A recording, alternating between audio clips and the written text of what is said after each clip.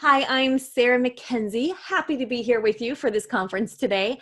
I'm a Catholic homeschooling mom of 6. Our oldest is 18. She just graduated this year. She's been homeschooled her entire education. And our youngest of the 6 are 6-year-old twins. I'm the author of both Teaching from Rest, a homeschooler's guide to unshakable peace, and the Read-Aloud Family. Here's a little picture of our family, our 6 kids, my husband, Andrew, and myself. Funny story. So when I found out I was pregnant with the twins, Clara, the youngest girl there, she was 9 months old. My husband said that when I told him, I started giggling and then I burst into tears. So maybe some of you can relate. I remember going to that first doctor's appointment and the doctor wanted to do an ultrasound just so we could make sure the date was right. We knew how far along I was. And when he did an ultrasound, he said, Sarah, there's 2. I was like, 2 arms, 2 legs, 2, I'll take 2 heads at this point. What do you mean 2? Twins. Okay, how is this going to work? I have a baby at home who doesn't walk, and now I'm pregnant with twins. Anyway, it was a few rough years, I'll be honest, but God has been so faithful. And the first time I heard this idea of teaching from rest, this phrase, teaching from a state of rest, I was cleaning out my then 9-year-old son's closet. I was homeschooling 3 kids. I had a 9-month-old baby. I'm pregnant with twins. I'm cleaning out my 9-year-old son's closet. So you can kind of picture I'm in a state of despair, right? And I was listening to Mary Jo Tate interviewing Andrew Kern from Cersei Institute actually they were talking about literature, how to teach and study literature with our kids. But at the very end of the talk, she said, Andrew, if there's one thing that you could say to homeschool mom, what would it be? And without missing a beat, he said, teach from a state of rest. Well, I'll be honest. At the time, I thought, well, this dude has no idea what he's talking about because what does that even mean? That is the exact opposite of how I feel about my homeschool most of the time. And I don't know if I know anybody who's teaching from rest. Is that possible? But I was intrigued enough by this idea. What would that look like? We know that we have been promised peace that transcends all understanding. Why does homeschooling feel so much the opposite of a state of rest or of peace? And is it really possible? And if it's possible, what would it look like? My biggest frustration in my homeschool has always been the ideals haven't quite matched up to the reality, right? When I first heard about homeschooling and thought we wanted to homeschool, I don't really know. I thought my kids would always get along. I thought they'd be, love learning and never complain about math. I think I had visions of myself sitting on a hearth, like reading aloud Robinson Crusoe or something while all of my children were scattered around me, like whittling or something. I don't know. And really the day-to-day homeschool life that we live doesn't look like that. And so a big frustration of mine over the years has been, how come this is so hard? Am I really cut out for this, right? And am I ruining my children? Which I think a lot of us actually sort of worry about and feel and understand. One of the stories that has been so impactful for me over these years of homeschooling is the story of Jesus feeding the 5,000. So I just love picturing this, right? You've got like this huge hillside filled with a throng of 5,000 hungry people, and there's no food. So, this is very much like many of us feel on a Monday morning at 8 o'clock in the morning. We have a throng of children who are hungry for breakfast, and we're like, I have nothing. How can I help you, right? We feel drained before the week even begins. What I love so much about that story is every time I think about the fact that, Jesus could have instantly put a feast in front of every person on that hillside. And maybe that would have been more impressive, right? But that's not what he did. What he did is he said, what have you got? Give me what you got. Well, what they had was a basket of loaves and fish, couple loaves of bread, few fish. 5,000 people. He took what they had and they made it enough. And I love remembering that because so often in my homeschool, at the beginning of each day, each week, each new school year, I think, I don't know if I have what I need in order to teach these children well. I feel like I'm not prepared well. I feel like I'm not cut out for this. I might be ruining my children. Surely you are asking too much of me. But he's not asking us for the miracle. He's not asking us to feed the 5,000. He's asking us to bring him what we have. All we have to do is bring our basket. I once heard a priest from Detroit, Michigan, Father John Ricardo, on his podcast. It was a recording of a homily. And he said, the gospel is not about rolling up our sleeves and trying harder. The gospel is about tapping into his power. Wow. We as homeschool moms, I think, and dads, I think we try so hard to roll up our sleeves and try harder, to do more, to make sure our kids are getting what they need. And we feel like it's our job to make sure they turn out a certain way. But God's not asking us for the miracle. He's asking us to show up faithfully. I love that quote by Mother Teresa. I'm going to botch it now because I don't have it written down in front of me, but it's something like, your job is not to be successful, but to be faithful. You have been called to be faithful, not to be successful.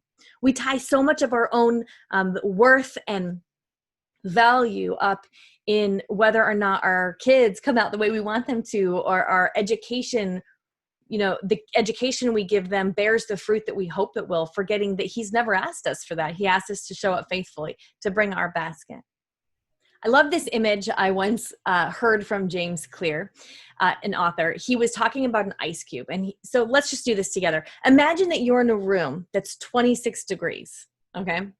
Might be a little hard depending on where you live right now to imagine a room that's 26 degrees, but imagine with me. And there is a table there, and there is an ice cube on the center of the table. Your job is to melt the ice cube, okay? You can go over to the thermostat and you can turn up the thermostat in the room by 1 degree at a time. All right, so what you're gonna do is you're gonna go over to thermostat and you turn it from 26 to 27 degrees, right? Is it melted? No. Ice cube's not melted, right? Does it even look like it's closer to melting? No, doesn't look like it. Is it closer to melting? It is. So you tick up the temperature 1 more degree. Now it's 28 degrees. Is it melted? Does it look like it's melting? Is it closer to melting? Yes. We do it again for 29 degrees, 30 degrees, 31 degrees, 32 degrees. The ice cube is now sweating. It's not melted, but it's starting to look like it's closer to melting, like we're on the right path, right? And we keep going 1 degree at a time. Homeschooling is much like that same process as melting an ice cube, because we don't get to see what's working and what's not all that time. We have to act on the faith that the work that we're doing today is getting us closer to where we want to go, even when we know we won't see results for a long time.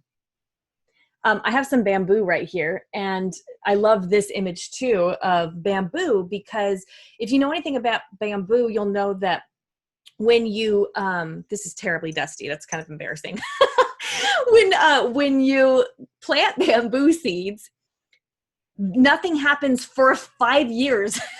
5 years, that's a really long time, right? So you plant the seeds and you have to basically protect them and guard them, water them, tend them, even though you can't see anything happening, for 5 years.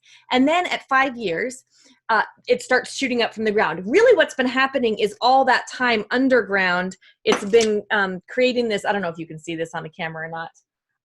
Not really, I guess. It's been creating this really complex root structure that goes down into the ground. So it has been growing. You just couldn't see it. Homeschooling's a lot like that too, right? For years and years, we're doing the work. We have to protect our homeschools, or protect our children and teach our children and nurture and love and care for and discipline our children. And we don't even get to see if it's working. We have to do it on faith. We have to know that every time we tick up the temperature in the room, we're getting closer to melting the ice cube, even though we can't see the proof of our work, right? We act on faith that the work today is getting us closer to where we want to go, even when we know we won't see results for a long time. As homeschooling parents, I think we can tend to go global, right? Our child's not reading at 9. And oh my gosh, a kid not reading at 9 is never going to be successful. Rocky sibling relationships mean they'll never be friends. You know, kids who complain about their chores, they're going to grow up to be slobs with no work ethic. Kids who complain about going to mass are never going to grow up to be faithful, strong Catholics. My child who cried over her math book is going to remember hating school, right? Part of going global is that we're doing when we go global like that is we're asking the question, how can I fix it? How can I make it all work? How can I make the miracle? Instead of asking the real question, which I think looks more like, what problem do I want to tackle next? And what can I bring to it? What's in my basket? You know, keeping in mind that we're not responsible for the miracle, we're responsible for bringing our basket. Our job is to show up with a basket. I think there's an inherent truth that we really want to grab here. And that is that having problems isn't the problem. Having problems in our homeschool is the actual work. For example, if you've ever thought this, you know, man, if only my house was clean, I'd be more content homeschooling. Or if my kids would just quit fighting, I'd be happier homeschooling. Or if my kids would stop complaining about their schoolwork or bickering, then, you know, I'd be happier. I would like this so much better. I like to liken this a little bit, though, to imagine you went into a restaurant and there is this might be something to really imagine right now. Imagine you went into a restaurant and there is the waiter and he's got his feet up and he's reading a novel and he's completely annoyed that you came in here and are expecting to be served lunch. You're kind of like, well, that's the job. Your job is to serve lunch at a restaurant. Just like that, when our kids are bickering, when the house is a mess, when somebody doesn't understand their math problem, or we have to redo a whole curriculum or a whole grade level of something, when we're overwhelmed, there's dinner to make and there's laundry to do, that's the job, right? That's the job that we've been given. The problems are our job. If we didn't have any of those pain points, if the kids weren't bickering, they were behaved perfectly, if they understood all of their schoolwork without a struggle, if the house was clean, if the laundry was caught up, if dinner magically made itself, we wouldn't be needed here. So when we stop worrying about the fact that we have problems and we understand that the problems are the work, we're free to look at them one at a time and really brainstorm some good solutions that will make this whole homeschooling gig much more enjoyable. So practically speaking, before we wrap up today, I want to give you one practical thing you can do to help yourself teach from rest a little better, to remind yourself that all you're supposed to do is bring your basket, not work the miracle, right? So the very practical thing I would suggest is that you figure out one thing that's bugging you most right now in your homeschool. And then basically what you're going to do is turn up the heat on that problem 1 degree at a time. So for just a second, think with me. Take a second to think for yourself, what's one struggle, just one thing that comes to mind for you first if I say, what are you struggling with in your homeschool? You know, is there a time of day that's giving you consistent trouble? Is there a child who's giving you consistent trouble? Is there a subject? Is it getting started with the homeschooling day? Is it nap time? Is it meal time? Is it chores? Is it getting dinner on the table? What is it? It doesn't have to be academic. We're homeschoolers. Everything is, related to each other, right? It can be any part of your school day that's reliably fraught right now. And you might come up with several, but right now just pick one, the one that seems the most distressing.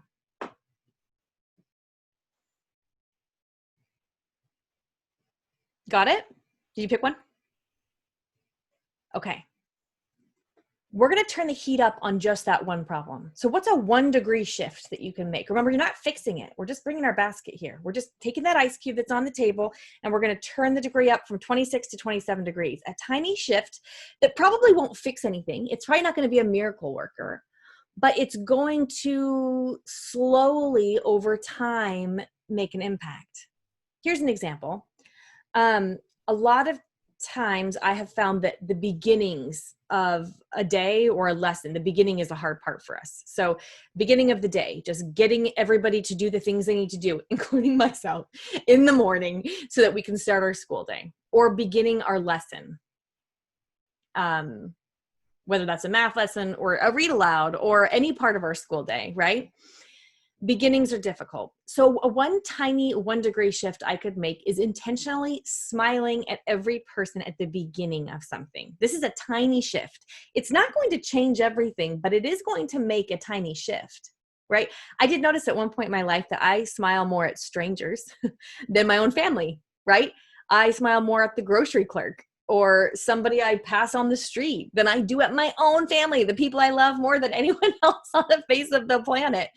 And so if I say, okay, every time we begin the school day or the day in the morning, I'm going to smile at each of my kids and say, good morning, I'm happy to see you. Even if I don't feel happy to see them, I'm going to tell them I am anyway, right? I could also do that at the beginning of math, like sit down and just smile. It takes a half a second to smile. That's a 1-degree shift, right? So if I just say this week, that's the 1-degree shift I'm going to make. And we consistently make these tiny 1-degree shifts, then we end up seeing a bigger difference over time, right? A smile is such a tiny shift, it doesn't feel like it should change much, but it will, right? This is what it looks like to change the temperature by 1 degree. We want to get 1 degree closer to where we want to go. So my suggestion for you is to look at whatever came up for you as the thing that's bothering you or frustrating you and ask yourself, what is the easiest, simplest thing I can do that would make a 1-degree shift here? Don't try and fix it. All he's asked you to do is bring your basket. Teaching from rest doesn't mean it's going to be easy, that you're going to love it all the time, that it's going to feel, we were never promised ease, right?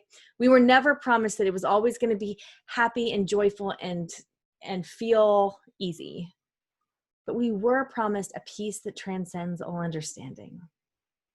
And we were promised that he would never leave us. That's what teaching from rest is all about. Is remember, it's living up to the expectations that we were created for. His expectations, which oftentimes look quite different than our own.